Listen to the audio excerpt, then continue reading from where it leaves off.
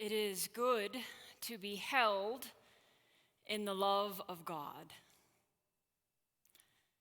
It is good to be healed by the love of God. And sometimes we are left in suspense. We are held in suspense as to whether healing will occur. Today's scripture passage is called a Markan sandwich. One story is interrupted by another story, and as the second story plays out, we're held in suspense as to how the first story is going to end. Now, many of us have probably heard these two stories enough to know that the minute the text becomes familiar, we can relax because we know that both the girl and the woman are healed, and so we can sit back and enjoy the ride. However, there is a third potential healing in this text, one that is perhaps more powerful even than these two. But to get to that healing, we have to walk through the details of this story and understand what is at stake. We have to see it and live it moment by moment as if it was unfolding right now. You see, Jesus had been teaching and healing on the other side of the sea. And I wonder how long Jairus had been waiting on this side of the sea for Jesus. Had he been standing at the dock all day and all night, his eyes bloodshot from staying awake, his body full of adrenaline as he scanned the horizon and the seas for a sign of Jesus' boat? Jairus was one of the leaders in the temple, and knowing what he does for a living helps us locate him socioeconomically. He was a man of relative power and means. In this moment, though, no doubt he feels powerless. In this moment, his identity is not primarily temple leader, it is desperate father. His daughter is ill. We can assume he's been to the ER many times. He has seen all the pediatric specialists. Nothing has worked. His little girl is dying. And Jairus, I imagine, is torn. Every bone in his body wants to stay right beside his little girl. He doesn't want to leave her, except that he knows in the back of his head there is this guy who might be able to help. And so he does leave her, and he waits, and he goes, and he searches for Jesus. And the minute that Jesus gets off the boat, no doubt himself a bit weary from the journey at sea, Jairus falls at Jesus' feet and begs him, "My little daughter is dying. Please come help her." And we're told that Jairus begs at Jesus' feet repeatedly. And we're not sure if that is just the frantic grief of a father who can't control his emotions, or if it's because other people were begging at the feet of Jesus to help them, or maybe because Jesus didn't hear Jairus the first time. We don't know, but he is persistent. He is an unrelenting advocate for his daughter. And it works. Jesus begins to follow him to his home. And I wonder what that moment felt like for Jairus. Was there a brief moment of relief, of hope, of, oh, here is this Savior who might be able to help? Or did he immediately go back into worry and anxiety, thinking, well, now I have Jesus, but I've got to get Jesus to my daughter? Every minute matters, and nothing has ever been so important in my life. And when I picture this story, I picture Jairus kind of running ahead, and Jesus with some kind of satchel or his belongings, literally being pulled by Jairus, trying to keep up with the urgency of his step.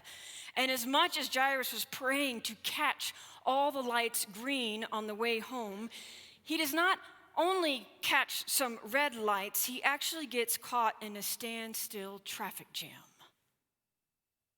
The crowds, of course, are following Jesus. They're all around him like paparazzi around a celebrity. And I just see Jairus like trying to pull Jesus through this crowd without losing him. Like, come on, come on, come on. And we learn later that Jesus' disciples are with them. So this just wasn't two people trying to bob and weave through a crowd. It was a small entourage. And as this commotion is happening, that's when we meet someone else who has been waiting for Jesus. She wasn't waiting at the dock. She maybe even didn't know that she was waiting for Jesus at all until she saw him. And then all of a sudden, 12 years of pain and isolation welled up in her, and it gave her the gumption to reach out and touch the hem of Jesus' garment. She too had seen all the doctors she could afford to no avail. She too had nothing left, no money. And unlike Jairus' daughter, she had no community, because to bleed is to be ritually impure, and to be ritually impure is to live in isolation. And who knows what is worse at this moment? Her physical suffering, her emotional pain, her spiritual isolation. We don't know, but she was desperate. And she didn't have a father to advocate for her in that moment. She didn't have a friend. She had no one but herself. And she mustered enough strength and courage to reach out. And the minute she touched Jesus, he knew it. And he stopped. Now again, going back to Jairus, I wonder how long it took him to realize that Jesus had stopped. Had he already kind of made his way ahead and all of a sudden looks around and says, where is he? And has to force his way back through the crowd to find him? Or did he have a hold of his hand and felt it slip from his grasp and wondered, did Jesus trip? Did he fall? What's going on here? I mean, the way Mark has set up this story, we are to feel the urgent desperation of Jairus in this moment, trying to get Jesus through this crowd, and thus also feel the absolute absurdity of Jesus stopping in a crowd to try to figure out who touched his coat. Even his disciples call him out on this, saying, what do you mean, who touched you? Everyone is touching you, right? It's like the people filing into the Super Bowl right now. People are touching you on all sides. You can't feel who touched you. But Jesus knew. He had felt power go out of him just as the woman had felt healing. But it's almost as if Jesus knew that physical healing wasn't the only thing that's needed, because if that was the case, he would have just gone on. Because apparently the physical healing took place right in that moment. But Jesus stops. And again, Jairus must have been pleading with Jesus to hurry, pleading with him, look, you can come back later and find out whoever touched you, but please, my daughter is dying. My daughter, my daughter. And as he is saying this prayer in his head, all of a sudden Jesus' words overlap with his. And he hears Jesus say, daughter, your faith has made you well.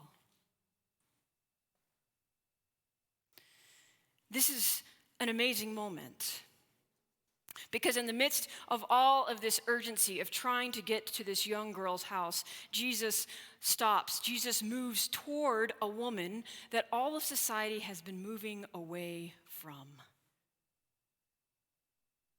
And when he says, your faith has made you well, when he calls her daughter, it's after he has heard her story. The text says that she shares the whole truth, her whole truth, with him. And in this moment of healing, we see that community is restored, not just physical healing. As Jairus is saying, my daughter, and Jesus says to this woman, daughter, your faith has made you well, he must have been thinking, daughter? Whose daughter? Right? That word must have jarred him and jarred the crowd as well. But Jesus uses this word intentionally. Daughter is a relational word. It's almost as if Jesus is saying healing does not happen apart from relationship. He is naming her. He is bringing her back into the family, into the community, into wholeness, and away from being ostracized. It's almost as if Jesus is teaching the crowd a lesson as much as he is the woman. Although the woman, of course, needed to hear, too, that she is a daughter of God. She needed to hear this, but so did the community, and so did Jairus. And the beauty of this moment, right, it's so powerful that it can almost make us, as readers, as bystanders, forget that Jairus is standing right there, right? It can almost make us forget about his desperation because we're so happy for this woman. But just as we're almost forgetting about Jairus and rejoicing with this woman, Jairus' family comes up and says, "It's too late. Your daughter died." And like a pin pricking a balloon, all the air is sucked out of this story, just as the air is sucked out of Jairus' lungs. His daughter is dead, and time stands still.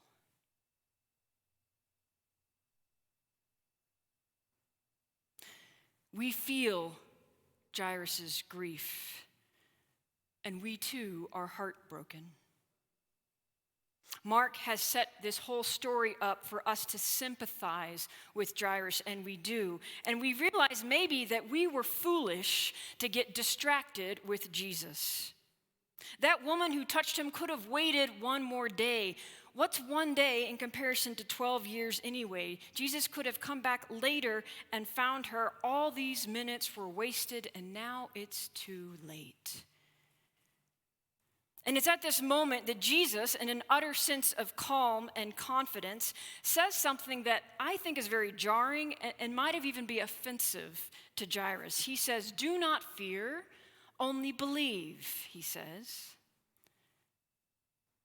You want to talk about belief right now? My daughter just died. I'm not afraid. I'm angry. I'm sad. I'm bereft. Through all these emotions, Jesus keeps walking. Alongside Jairus, alongside his disciples, back to Jairus' home, keeping this odd sense of calm and assurance the whole way. People are weeping and wailing outside of the house. Jesus assures them it's going to be okay, and he goes inside and he touches the girl's hand and he says, "Get up." And she does. She gets up. And it's at this miraculous moment that Mark, our brilliant narrator, reveals that the little girl, Jairus' daughter, was 12 years old.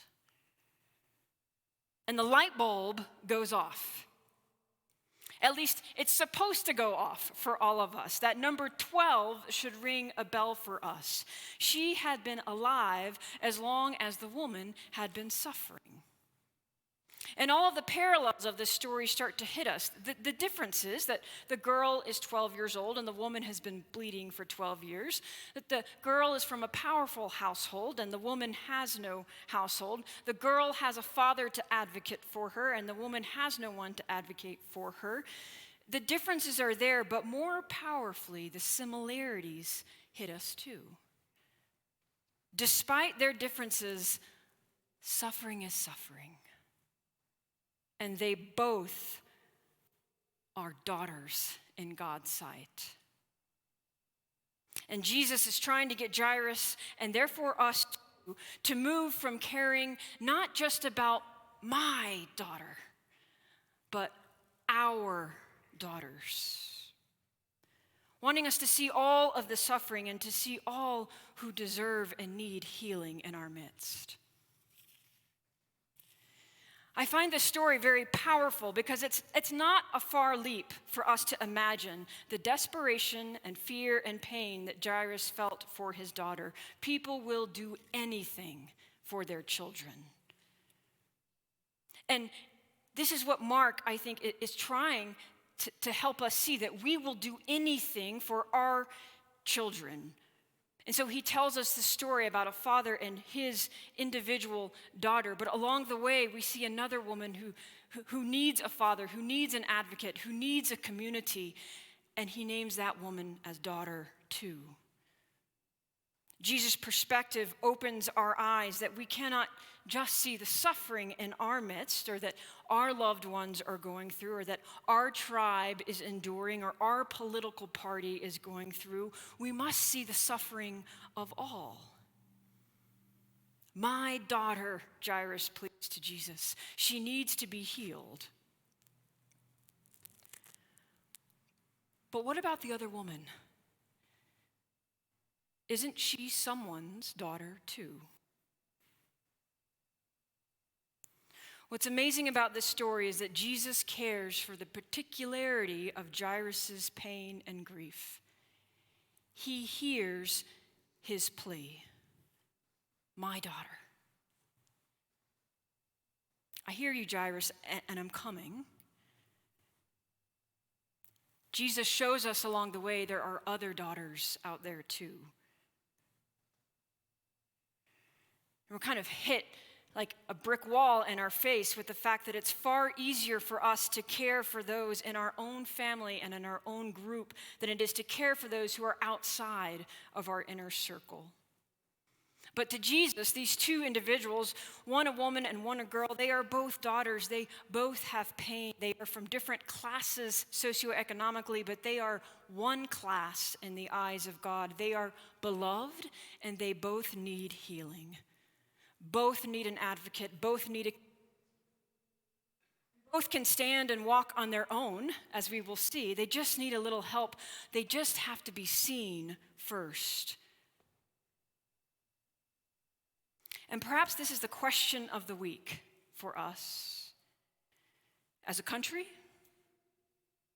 and as a people of faith. How do we move from seeing the world in terms of my daughter to seeing the world as full of our daughters? Because to me, this is the third healing that Jesus is inviting us to in this passage. The healing of our collective blindness, of sometimes our willing blindness, not to see who is in front of us, not to see the people who need to be named as daughter, who need to be claimed as our own. It's a healing of our collective vision, a move to compassion that I think we all long for. And Jesus gets us there not by negating the particularity of Jairus' suffering or his daughter's pain, but just holding it in equal regard to this other woman's pain as well. We are living in this us versus them world, and I wonder, when will we realize it is we together, all of us? When will we see that it's not just about my daughter getting into a certain school, it's about all our daughters getting an education? When will we see that it's not just about my daughter who deserves to, quote unquote, live in this country or have this and that, but all our daughters who deserve to live no matter where they're from? When will we see that it's not just my daughter who deserves and needs a raise, but all our daughters who need a job and equitable pay? When will we see that it's not just my daughter who needs a cure, but all our daughters who are thirsty and who need clean water and healing and hope? Jesus shows us in this passage that in order for my daughter to be healed, maybe our collective daughters have to be seen and healed first. That one healing cannot come without the other. The love for our own kin is powerful. The fierceness of a parent's love for their child is unmatched. Can we use that as a teacher for us ourselves? Can we use the love that we feel for those in our own group, our own family, our own tribe as a means of understanding how God sees all people, and then in turn channel that into how we see all people as well? We need a collective healing, don't we? And I think that healing will only come when we stop seeing through the eyes of our individual perspectives and parties and thinking about what is good for me, and until we start seeing through the eyes of an unbounded compassion. We can't see that way on our own, I don't think. We need Jesus to help us see. And when we do come across a daughter that needs to be healed, someone that's not my daughter, we have to stop rushing. We have to stop pushing away the crowds. We have to take the time to hear the stories, to hear her whole truth, until we can say our daughter as if she is our own. As we go into this week, I've heard so much this past week about the need for hope, about where is our country and where are we going. Our leaders have let us down. This is true. Our leaders will probably always let us down. They are human. I wonder if we can remember that we are leaders too. And I wonder if we can remember that we follow a man who says it is possible to love our neighbor as ourselves, and who shows us what that looks like. Will we lead as Christ has shown us how to lead? Our daughters are depending on us too. Amen.